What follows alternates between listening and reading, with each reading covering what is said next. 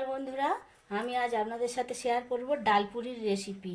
তো ডালপুরি কেমনভাবে আমি বানাই সেটাই আপনাদের সাথে শেয়ার করছি। তো ডালপুরি বানানোর জন্য প্রথমেই লাগবে ময়দা, কিছুটা ময়দা আছে, আর সাদা তেল। আর আমি মুগ ডালের ডালপুরি করব, সেজন্য এই মুগের ডাল আছে। আর প্রথমে যেটা করতে হবে, ময়দার মধ্যে দিয়ে দিচ্ছি একটু চিনি, একটু নুন আর একটু সাদা তেল, এই দিয়ে আর জল দিয়ে ময়দার ডোটা তৈরি করতে হবে। আর এই মুগ ডালটা আমি একটা কড়াইতে ভেজে নেব শুকনো খোলায়। পুরটা বানানোর জন্য মুগ ডালটা আমি শুকনো খোলায় দিয়ে একটু লাল লাল করে প্রথমে ভেজে নেব, তারপর মিক্সার গ্রাইন্ডারে দিয়ে এটা গুঁড়িয়ে নেব। ময়দাটা মাখা হয়ে গেছে খুব সুন্দরভাবে।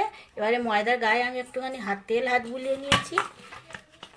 তেল হাত দিয়ে মেখে কিছুক্ষণের জন্য রেখে দেবো ঢাকা দিয়ে।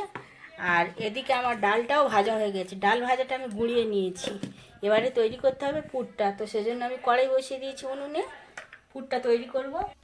কড়াইতে দিয়ে দিচ্ছি সর্ষের তেল অল্প একটু, তেলের ওপরে দিয়ে দিচ্ছি একটু হিং,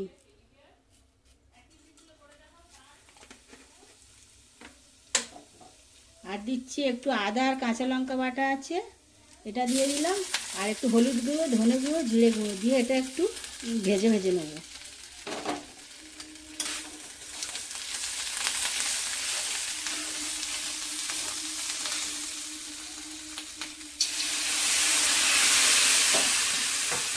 এর সাথে দিয়ে দিচ্ছি একটুখানি নুন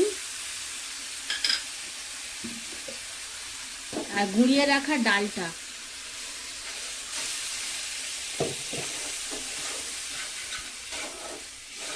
একটু নাড়াচাড়া করে এটা ঠান্ডা করে নেব। রেডি হয়ে গেছে।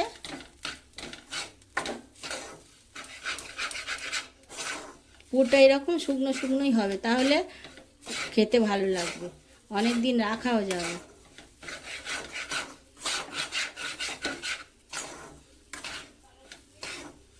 এবারে আমি গ্যাসের ফ্লেমটা অফ করে এটা ঠান্ডা করে নিচ্ছি।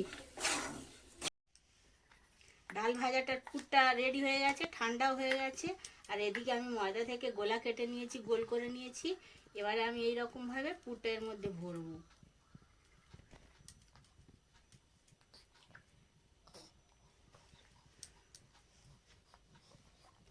এরকম চামচে করে তুলে আমি এর মধ্যে পুরটা ভরে নিচ্ছি।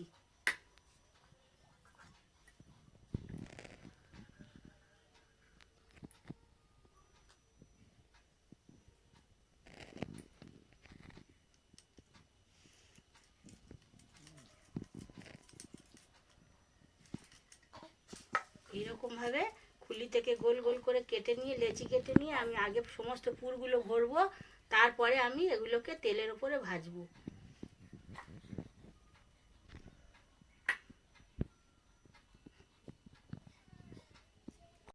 খুলিগুলোর মধ্যে পুর ভরে নিয়েছি, এবারে আমি বেলবো তেল দিয়ে।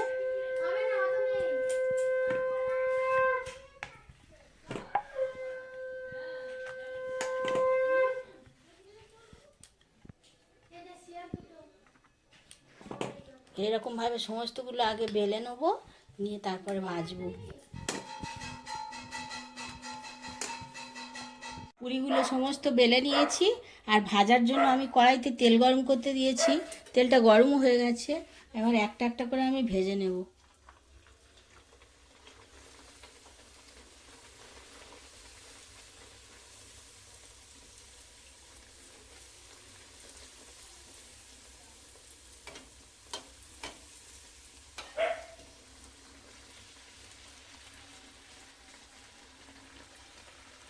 খুব সুন্দরভাবে এরকমভাবে প্রত্যেকটা লুচি ফুলবে।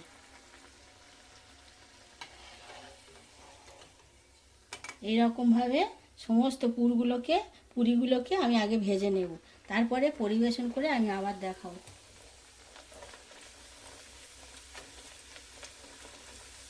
এইরকমভাবে ডালপুরি বানালে শুকনো শুকনো পুর দিয়ে অনেক দিন ভালোও থাকে।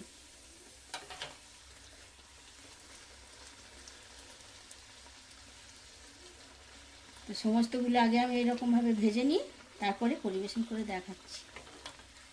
তো বন্ধুরা, সম্পূর্ণ নিরামিষ একটা ব্রেকফাস্টের রেসিপি ডালপুরি আপনাদের সাথে শেয়ার করলাম। ভালো লাগলে অবশ্যই লাইক কমেন্ট শেয়ার করবেন, আর প্লিজ আমার চ্যানেলটাকে সাবস্ক্রাইব করবেন, পাশে থাকবেন।